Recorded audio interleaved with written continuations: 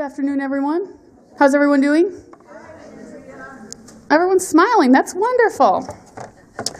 Thank you so much for joining us today. We're so excited and we're so grateful that our archivist, Andrew Colligan, is here to talk to us about this year's theme of the show, which some of us learned. I knew what the theme was, but some of you found out yesterday the theme of the show, which is very exciting. So, Andy, thank you so much for joining us today. Let's welcome Andy. Warm welcome.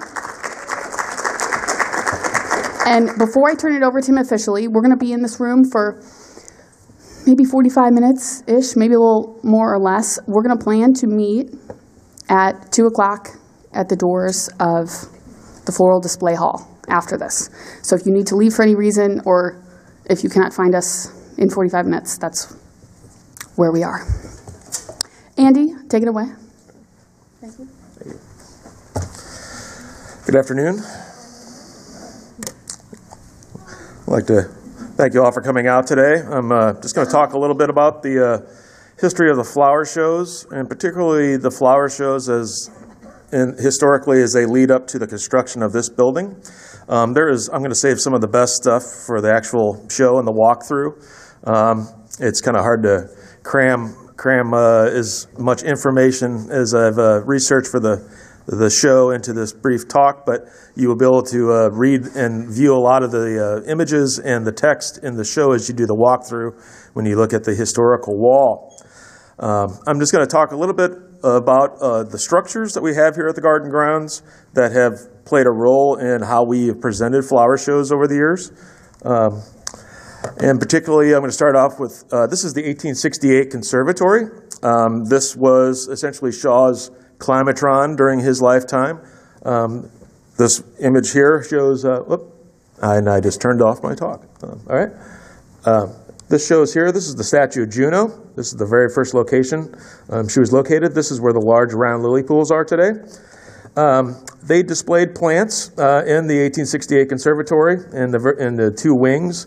And as the years went on, they continued to add on to the structure, building back. And they actually built kind of a small greenhouse behind the 1868 Conservatory. You can see the Linnaean house peeking in the background. During Shaw's lifetime, they really did not do dedicated flower shows. They did displays, but one of the big problems was that they were unable to propagate plants year-round. Part of the reason was they did not have facilities with which they could grow plants during the dead of winter. At this point in time, we had every greenhouse, including the Linnaean house, had its own coal-fired boiler. We had 2 people on staff at all times running around 24 hours a day, shoveling in the coal into about 12 different coal-fired boilers. So typically a lot of plants would be grown for display, and then when they reached their peak, they were removed. This is an interior shot of the 1868 Conservatory, giving you an idea what it would have been like if you had been in there viewing it during Shaw's lifetime. Like I said, there definitely were plant displays, but they were not necessarily dedicated shows like we know today. This picture here is circa about 1880, with a gardener tending to various kind of a mix of displayed plants in one of the wings. It really would not be until after Shaw's death in 1889 that we would actually start to do sponsor shows. And so this is actually a building that was downtown. This is the exposition hall. This building stood on the footprint of what is now the main library for the St. Louis Public Library. This building only existed for about less than 25 years. It went up in around 1884, and they tore it down around 1907. It held presidential conventions. It was the large hall for the St. Louis up until it was torn down. But within about 10 years, it was already considered obsolete. It was too costly to maintain. But the original shows were sponsored down here. They were actually in accordance with Shaw's will. He actually, in his will, annually Shaw offered a cash prize of $500 a year for an annual show. And the first shows were held down here under the auspices of a chrysanthemum show held by the Florist Club of St. Louis. They held the show starting in 1891, and it ran until 1901 downtown. And it's also an interesting little factoid. It's where the origin of the Henry Shaw Medal comes from. Today we give the Henry Shaw Medal out as an award to people who've either supported the mission of the garden through their efforts or in science and conservation in a broader sense outside of the garden. Initially, the Henry Shaw Medal was to be awarded for growing of a plant for display of dedicated merit for cultivation, not previously an article of North American commerce. In other words, it was not a already established commercial variety. And it was introduced, it was a plant that would be introduced to commerce by an exhibitor during the year in which the award was made. We offered the first Henry Shaw Medal in 1893, and was awarded for a chrysanthemum called Major Bonifon, grown by J. Dorner and Son of Lafayette, Indiana.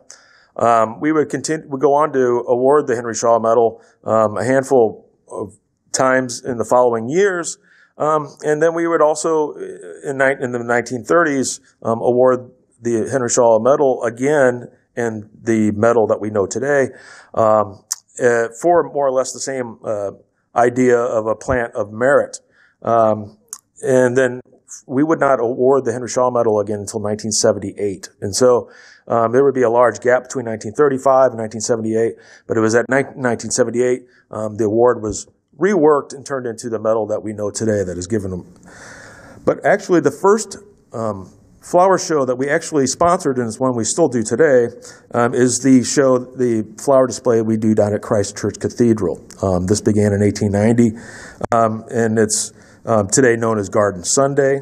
Initially, though, it was a annual sermon and sponsored by Shaw's will that was showcased plants within the setting within the wisdom and goodness of God as shown in the growth of flower, fruits, and other products of the vegetable kingdom. Initially, a display of cut flowers were used for this event. Today, our horticultural staff produces containers of flowers and plants from the greenhouse collections, which are then displayed down at Christ Church.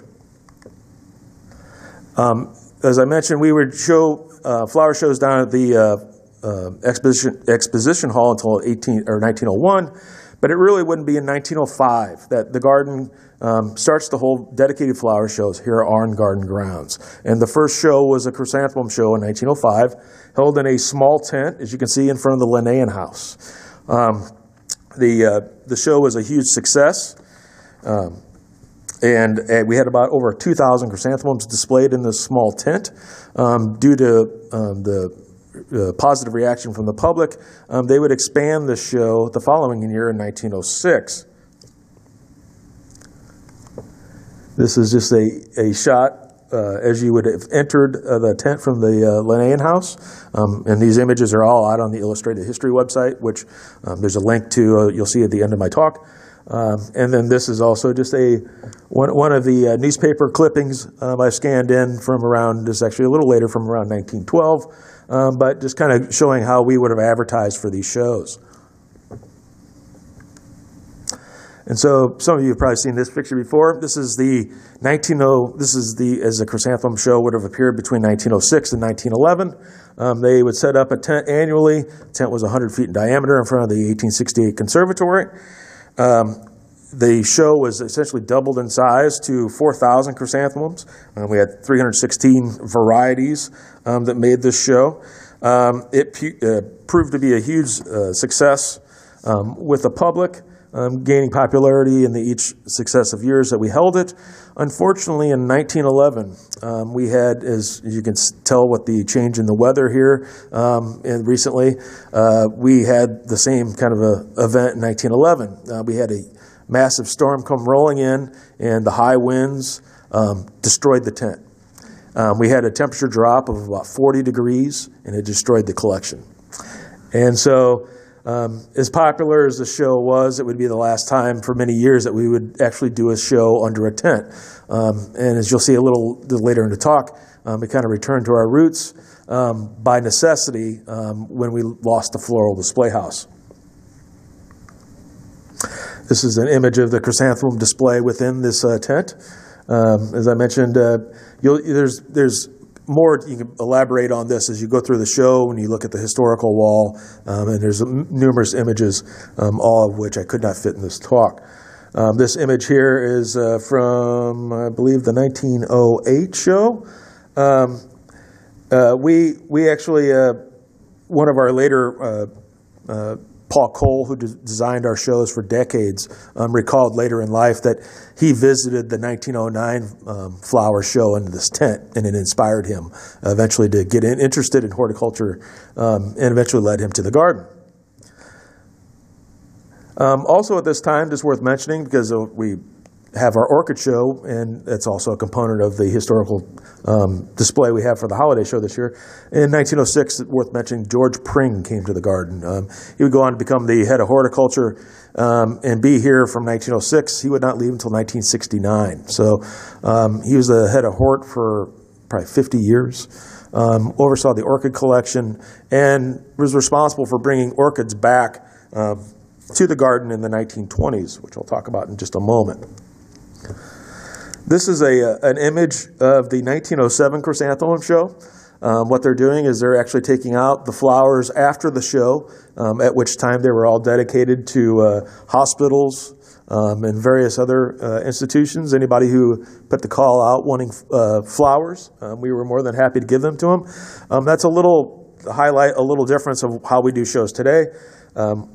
We had plants propagated for display. They were typically cut flowers after the show. It's time to dispose of them. Today we do it a little bit differently. Today what we display in our shows is part of our living collection. And so they're actually brought out from the greenhouse, displayed, and then taken back to the greenhouse. And so rather than just be plants grown for horticultural displays, our living collections are actually tied in to our research today. And so the greenhouses are dual purpose as opposed to just strictly propagating plants for holiday shows. And so, as I mentioned, we did the tent up until 1911. It became apparent that we needed new facilities. As I mentioned, that was what kind of kept us from doing dedicated flower shows at this time. And after William Trelease, the first director of the garden, left in 1912, Dr. George Moore took over, and part of his initial master plan was to upgrade the facilities here at the garden. And so the 1868 conservatory would come down in 1915, but until the new buildings it would not be torn down until the new buildings were all constructed. And of these new buildings, they consisted of the 1912 Palm House, is here in the background, and then a new floral display house. This picture here is from 1915, and then these are the propagation greenhouses. There's the head house. These greenhouses would actually exist until the 1960s, and when we tore them down and did a new greenhouse range. And as we'll see in the following pictures, you'll see interior shots of the floral display house, which existed until 1978. It is worth mentioning, though, that the Palm House, although it was not quite finished in 1912, it held the 1912 fall chrysanthemum show in there, although it was not yet completed. And this is kind of just give you an idea of the layout. I tried to splice these together, but I couldn't quite get them to work within the PowerPoint. But just to give you an idea, so here's the Linnaean house. Here's the new Palm House with its two wings, the Mediterranean house, and over here would be a desert house. These wings would actually survive after the Palm House gets torn down in 1959, and they put the climatron smack dab here in the same footprint. But this is the new floral display house and the new propagation greenhouses that we had constructed at that time. As I mentioned before this, we did not have any propagation greenhouses, which significantly impacted our ability to do flower shows. We had our first spring show in 1913 in the Palm House. It consisted of over 500 Easter lilies, daffodil, hyacinths, and it would also feature in the, we had a show featuring azaleas, begonias, crab apples, and hydrangeas the same year. But it really wouldn't be until 1915 that things really start rolling with the floral display house. So this is a early shot of the floral display house, showing the chrysanthemum display from 1915. As I mentioned, this would be the main facility for our flower shows until 1978. And so this is one of the many images I have on the Illustrated History website. And so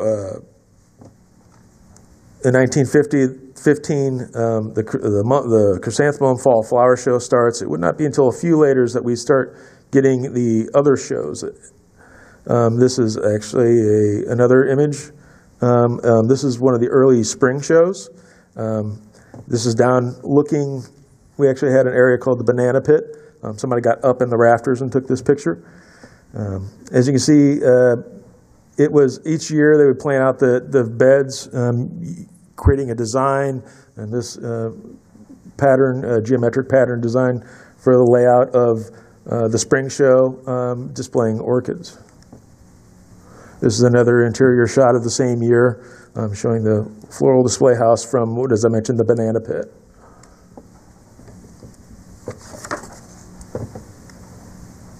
And this here is the very first year for the holiday show. This is the 1920 holiday show in the floral display house.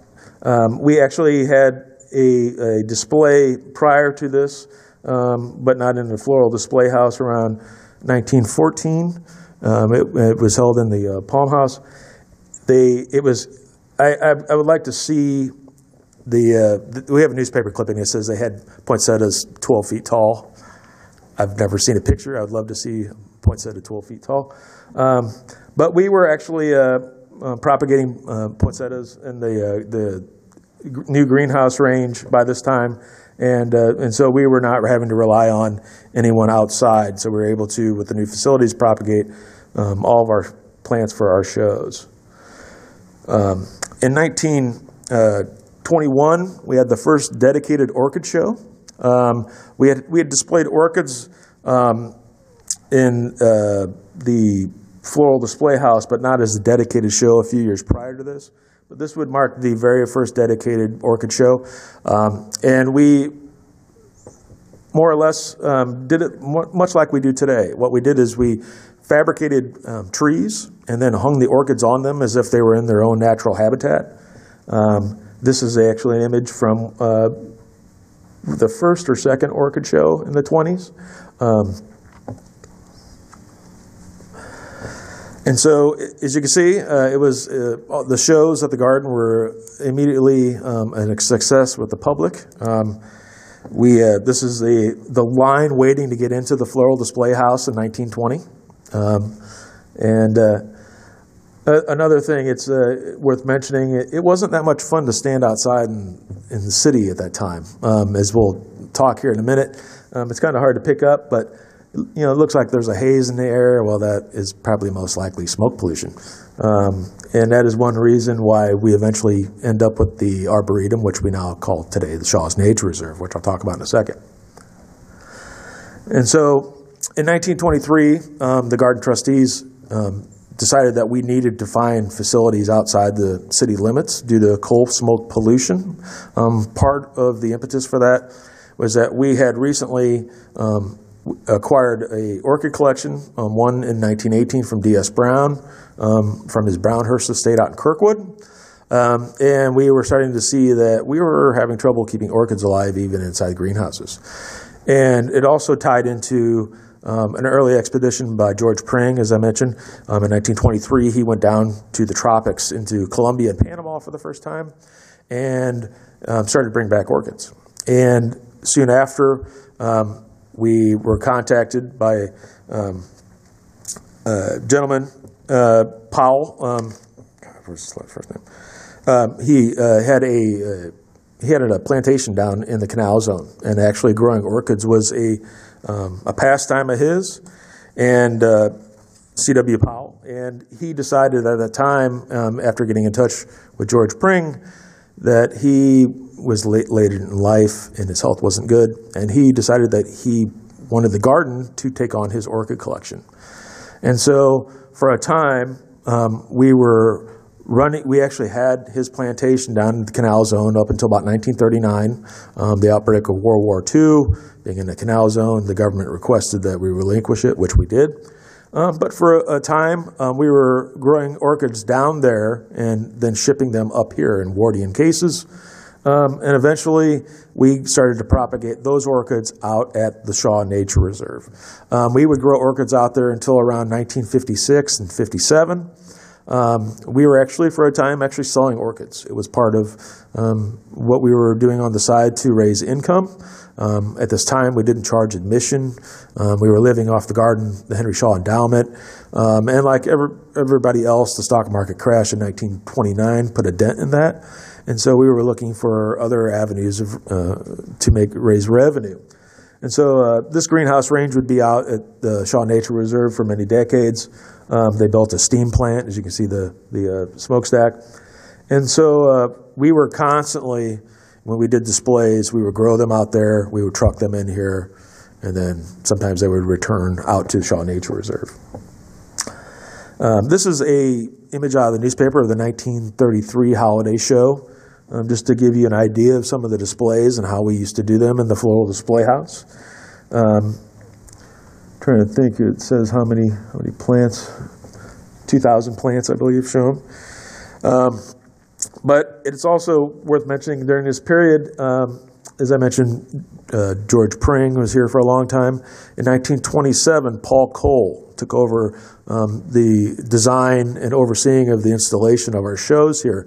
Paul Cole would go on to stay at the garden well into the late 60s, and then he continued to work as the plant answer man. In 1982, we awarded him the Henry Shaw Medal for his efforts over the years. But this would have been one of his early shows. And you can see more and learn more about his work in the show when you walk through. Like I said, I'm just trying to give you just a little taste here and saving the best stuff for the walkthrough. We also displayed shows outside of the garden during this period. For roughly in the 30s and into the 50s, there were shows that were held in the arena, the long gone arena, torn down in 1996. But there was also shows held in the Kiel, auditorium downtown. And so starting in 1933, we held they had the National Flower and Garden Show held in the arena, and we displayed a 2,400 square foot formal azalea garden. Actually, this is not that, but I believe this is 1935. But just to give you an idea of the idea of part of what we were doing with our shows, it was a little different than what we do now. A lot of what the shows were, they were dedicated to promoting horticulture, showcasing plants that you could grow, like, hey, you could do this on a smaller scale at home.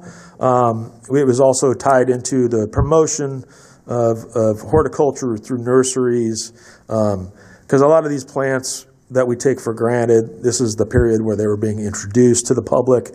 And so, as I mentioned, we had the chrysanthemum show was our first show, and that was in large part because there turned out in the late 1880s what was called a chrysanthemum craze.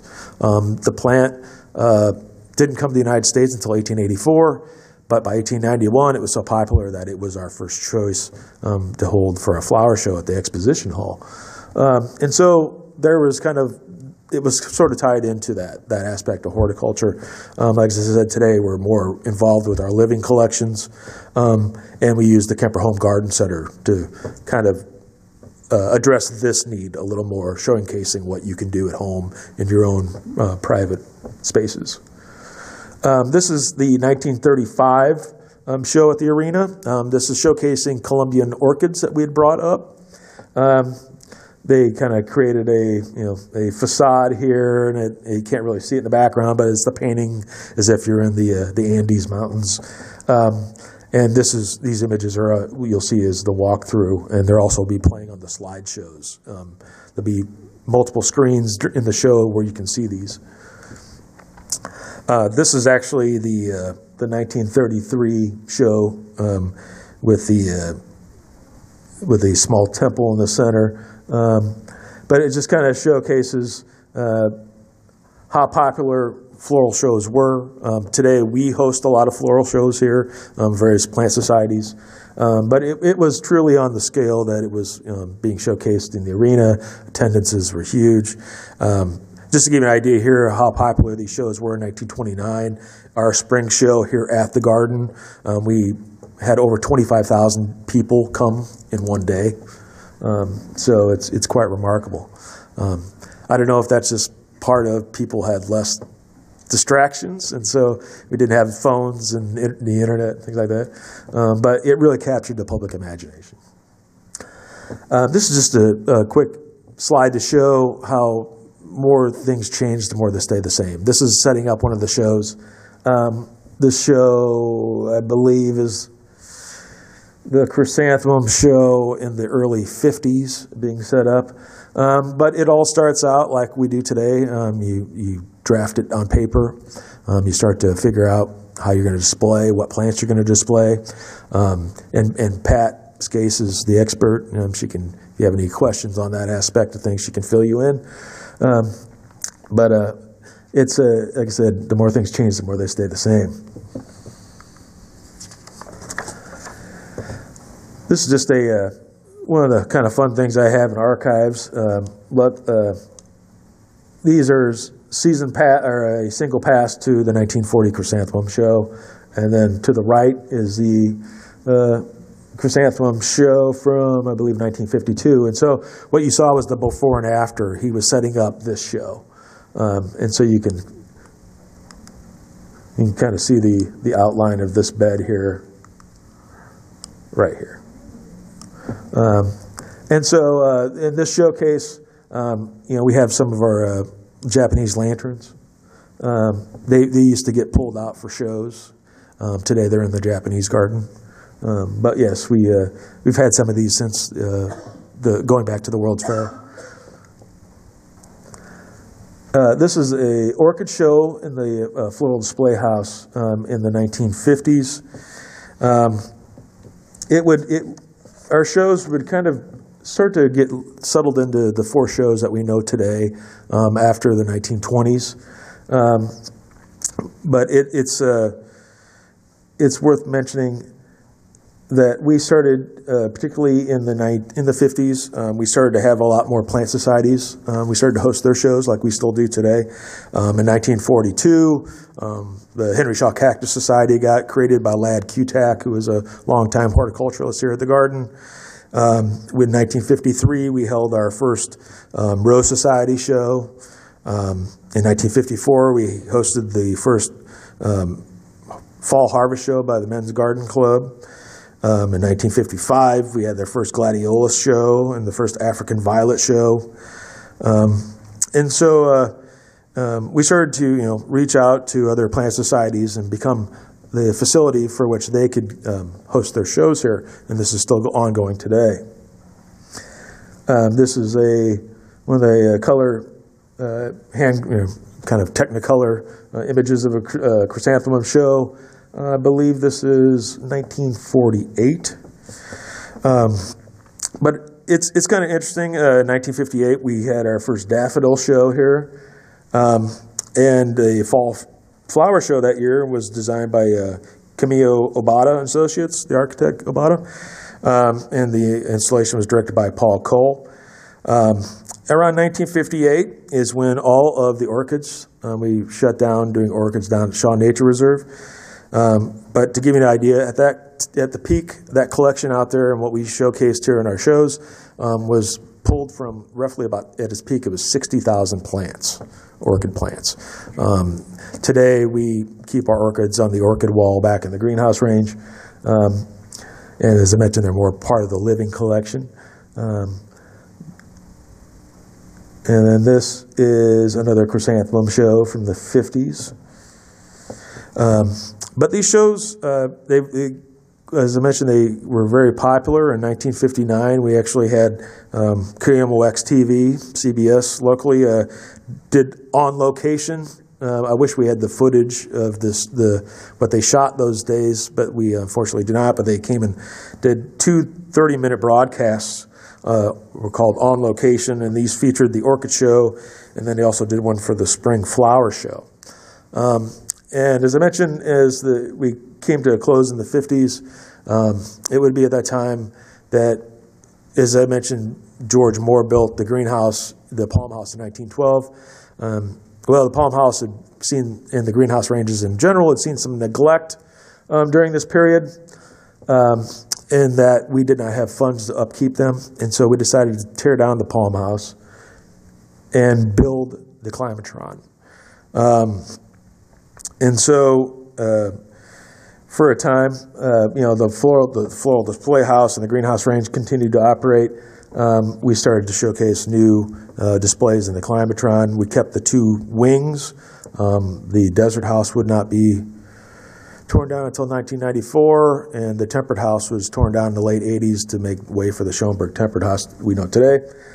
But for the most part, we continued on with the 4 shows. We continued to host all the various society shows for the coming decades. These are just some more images of shows as Paul Cole designed in the 1960s. I believe this is the Spring Bulb Show, Flower Show. This is from around 1964. And we would continue to display shows in the Floral Display House up until 1978. Unfortunately, the food cart caught fire.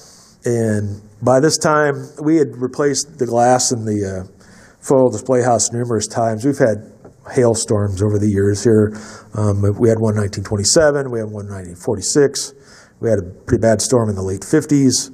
And so by that time, what happened was that the Floral Display House went from being completely all glass to that they gradually started to only have glass towards the top. And by this time, it was no longer even glass; it was plexiglass, and the plexiglass caught fire, and essentially anything that could burned up in about 30 minutes, and everybody just kind of stood there and watched it happen. And so what happens is that we no longer have a facility in which to display our flower shows. And so between 1979 and I guess late 78 and into 1982, until this building gets built, we host shows under a tent in front of the Climatron. And so what becomes old is new again. And so we showcase our chrysanthemum show, various shows in the tent for the first time since 1911 when the storm tore down the original tent.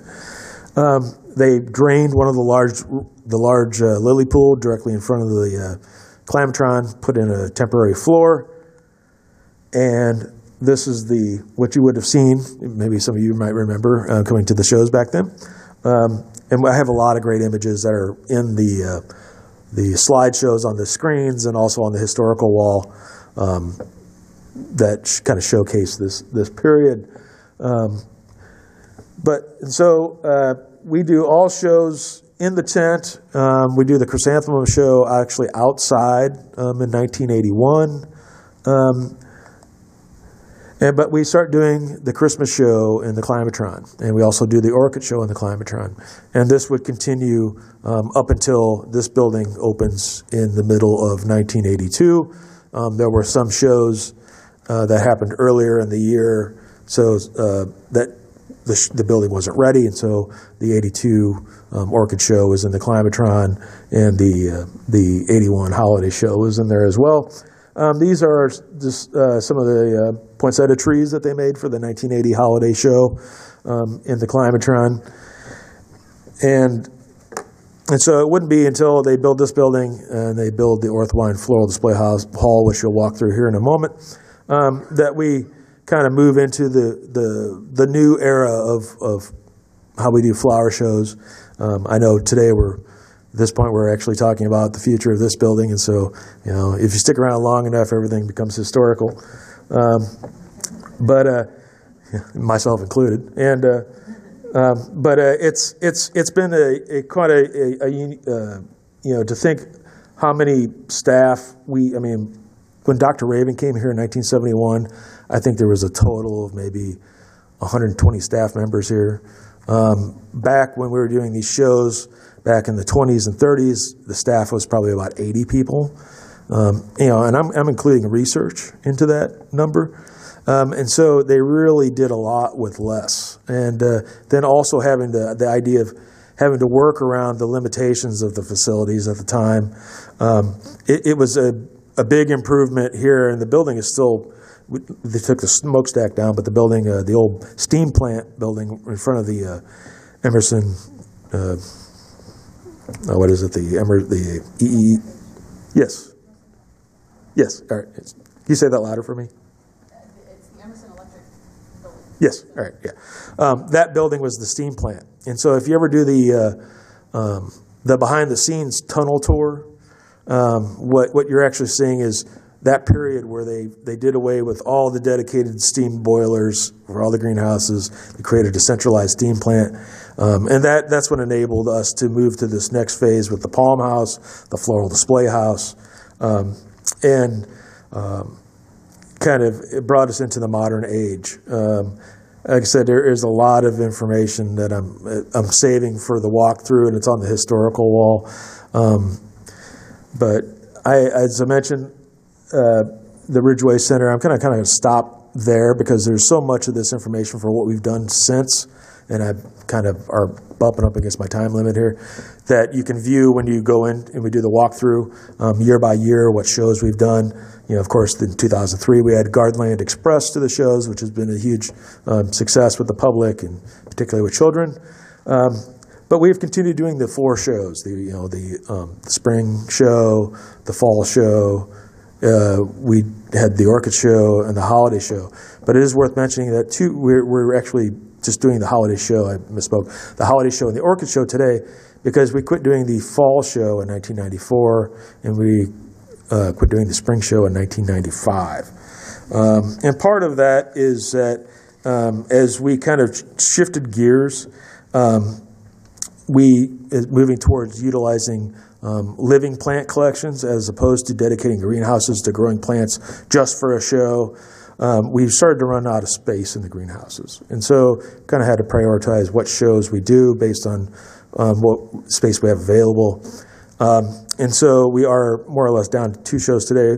We continue with doing the various shows with the various plant societies, making Orthwine Hall available for those shows.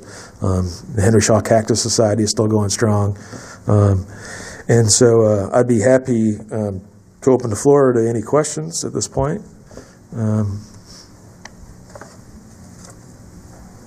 Yeah.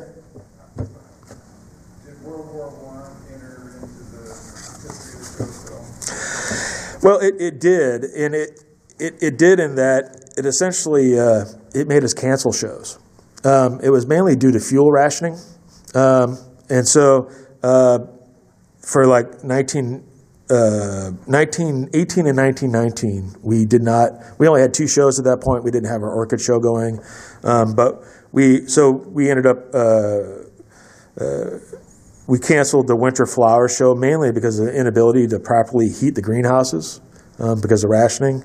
1919, we were still in the same boat. We hadn't quite gotten back to normal, and so it really wouldn't be until 1920 that we kind of get back in stride doing shows.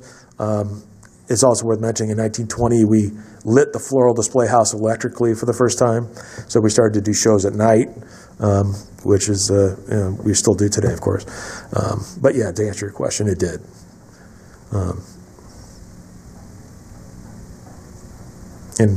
Any questions? Yeah.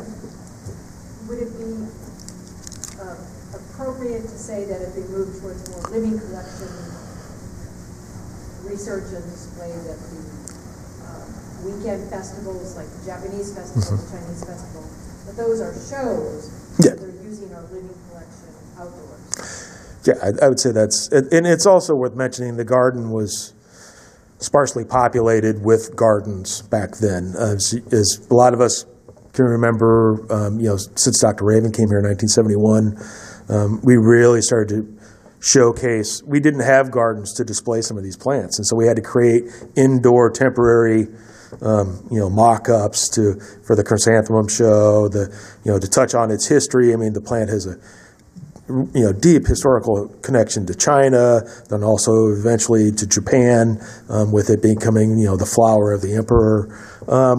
And so we would create these temporary mock-ups. But yes, the various gardens that we have today enable us utilizing living collections to show these plants year-round in more or less an outdoor mock-up of their natural setting, if there is a natural setting for a fabricated garden. Yes? Not related so much to shows. We were talking about this before the talk began.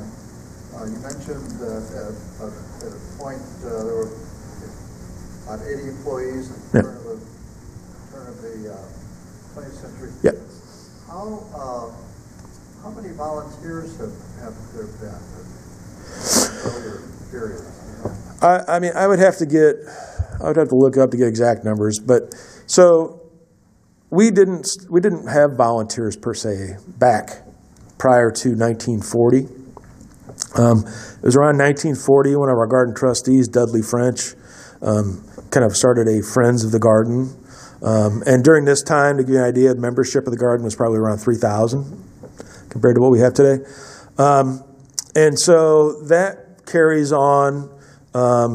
That's what helps eventually with staffing for when in the 50s when they open up Tower Grove House, in the early 60s when they start the first garden gate shop. But it really is in 1968 that the volunteer program more or less becomes the volunteer program we think of today. That's when the docents start. We start to really kind of just create the volunteer department that we have. Dr. Raven kind of picks up the ball and runs with it, and really puts a rather large emphasis on volunteering at the garden. And I would have to go back to get exact numbers for you, but very small compared to what it is today. Here's a fun little factoid though: is there was a call. They put a call out in 1957 saying, if you're a friend of the garden, if you want to come down to the museum building, we'll hand you a bucket of white paint and a brush, and you can paint the cabinets in them. So I've got pictures of people painting those cabinets white, which we just stripped and restored to the original faux finish. So, but like I said, it was much smaller. I mean, everything was much. Even when I talked to Dr. Raven, or they talk about they could an entire department could get together, and have a beer or something. So now it's just everybody, the garden's so much bigger now, and we're kind of in our own little worlds. Any other questions? I'd be happy, as we do the walkthrough, we can you can look at some things, and anything pops, ideas come up or questions, I'd be happy to try to answer them. Thanks for your time, and like I said, I just could not quite cram everything that I've put into the historical wall into this talk, so I apologize for that. But if you have any questions, my contact, I'm down in the Lehman building. I'm here Monday through Friday. And also all the images, or most of the images that you see in the slideshows, some are not up yet, but we scanned them for the show. But most of all of our historic images are out at the Illustrated History website, which you can find under the About section, I believe, on our garden homepage. I actually find it a little easier to just type in Illustrated History of MBG in Google, and it takes me there. But yeah, if you have any follow-up questions, feel free to contact me anytime. And thank you so much for your efforts and volunteering for us. And we greatly appreciate it. We couldn't do it without you, so thank you again.